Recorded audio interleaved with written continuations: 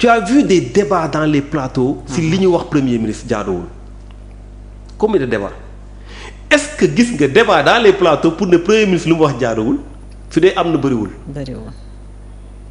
ay mbirum naafeq maanaam tey wax ju ñaaw moom feneen rek la mën a jógee mais mënul jógee ci kii moom lu mu wax baax na léegi nag am na ñu mel noonu am na ñoo xam dañu ragal am na ñoo xamante naka jekk ma riirandoo am na ñoo xamante ne amuñu ay conviction ñooñu mën nañu mel noonu mais am na ñoo xamante ne réew mu ñu nekk li ñu gëm dañ koy wax li ñu war a def dañ koy wax maintenant ku leen saaga leen et cetera mais loolu jarul woon wax tey ku leen saagawul sax ñu ngi leen di saaga xam nga parfois gars yi dañu leen naan waa léegi lii suñ la ko waxoon maa ngi leen man xanaa man wax nañ ma lu raw lu xam nga man loolu lay wax ne parfois gars yi dañ lay bind dañ lay woo téléphone dañ lay sësi maa ngi leen bàyyi leen di saraxe seen bopp yéen gars yi ñu ngi nguuru di am ay leex yéen amu leen dara ngeen di saraxe seen bopp di woo nit ñi ay téléphone mën nañ leen enregistrer ngeen di def ay menaces mën nañ ko jël kii leen vous courez des risques inutiles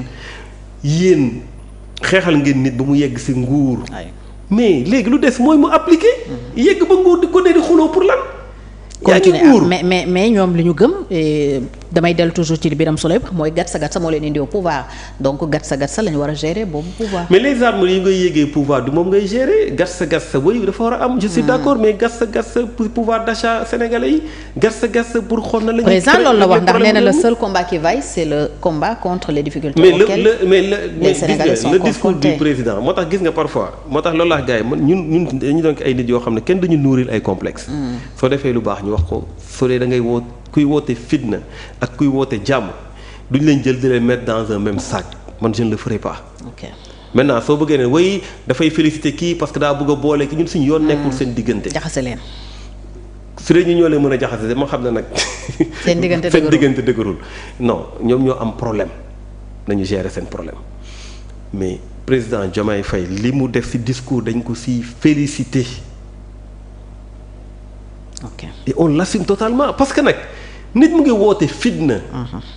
yow ngay woote jàmm ba pare wax lu leer ne léegi ñun lu ñu war a concentré wu mooy jafe-jafe askan ñu régler ko mais loolu mooy dëgg. jéem a suuxa dal. par contre nag par contre discours mi rafet na jëf yi des na. président Diomaye. parce que tey soo waxee justice ne dañuy war a libérer justice et cetera nga am kenn ku la wax naan la non man damay woote di joxe ay vidéo di joxe ay trucs mais loolu da nga si war a taxaw. dañ si war a taxaw parce que su si taxawoon ñoom Badara ñoom Bachir ñoom Moustapha Diakhaté ñoom Abdou Nguer ñoom ñëpp du ñu dem kaso. donc am na yoo xamante ne dañ ko war a arrêter si réew mi ñu am justice boo xamante ne dafa tëddee njaaxanaay. moom boppam parce que man pour man.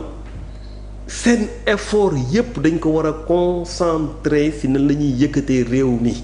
situation bii mu nekk. ok alors réew mi nag li muy jaxasoo am na opposant yoo xam ne kenn déggu leen bon yow bokkuloo ci parce que yow tout le temps ñu ngi lay gis même boo ñëwul ci plateau yaa ngi ci réseau yi mais nooy expliquer wu tey silence su yenn grand leader de l'opposition seen noppi gi. noo ko comprendre loolu du ma ko commenter.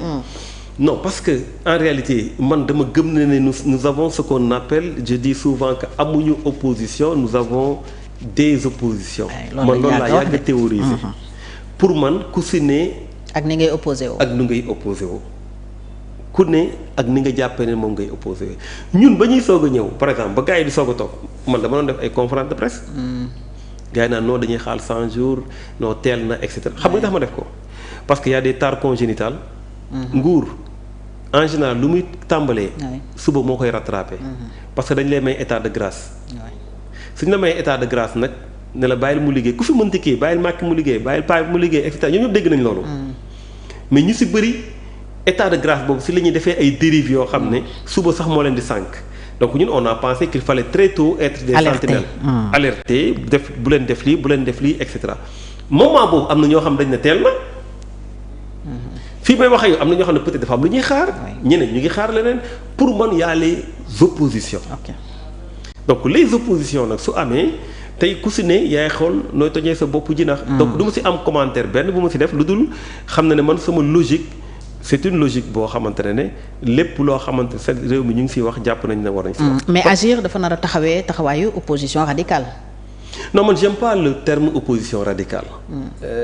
li ma gëm mooy dans toute chose j'aime pas les excès. J'aime pas les excès. Moi je suis pas un homme d'excès. Tout excès est nuisible. Tout excès est nuisible. J'aime pas les excès.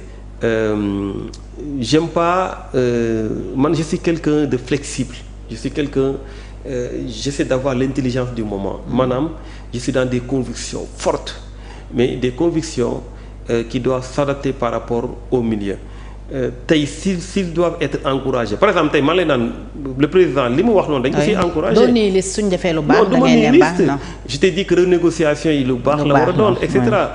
Donc pour man il y a des choses tu dois même les encourager à le faire parce que xam nga lu ko waral il y a ce qu'on appelle la continuité du pouvoir wax naa la ko léegi ñun suba suñu leen waree remplacer.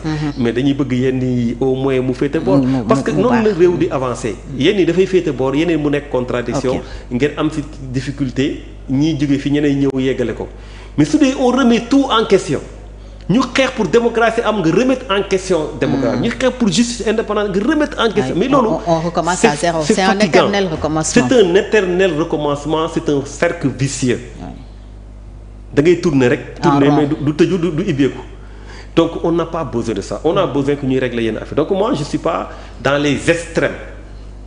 président nee na ñu ngi mettre en œuvre ñu ngi waajal mettre en œuvre les réformes surtout de la justice mais li jóge ci assises yi dialogue plutôt nee na dina taxawal un comité spécial pour ñu mën ko doxal dans les 3 mois donc loolu peut-être am nga ci yaakaar. non pour man loolu dafa yéex pour man moom laa la wax depuis le début. am na yu mën a def léegi. non les réformes il fallait les évacuer très rapidement ensuite jublu sur la question économique. xam nga tey la plupart des réformes moom laa souvent mën a ñun dañ dépasser dialogue à moins que mu am quelque chose de comme Covid bi c'était normal comme yenn yi nga xamante ne dafa laaj ñu toog waxtaan. je suis d'accord mais sinon dañ dépasser dialogue nous avons été dans les grands consensus. surtout waxtaan nañ ci lépp. voilà il y a des réformes d'ailleurs qu'on devait mettre en application. voilà si ay consensus lañ nekk. c'est-à-dire que dem nañ ba benn moment les programmes même se ressemblaient.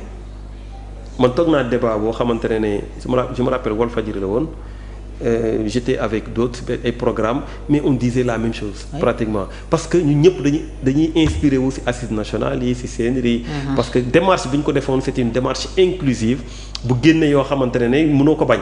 donc on est dans le large ay consensus. et di ci waxaat tey mooy wane ne les problèmes sont restés entiers. voilà c'est-à-dire que tey pour man tu viens non seulement y a eu un précédent de consensus.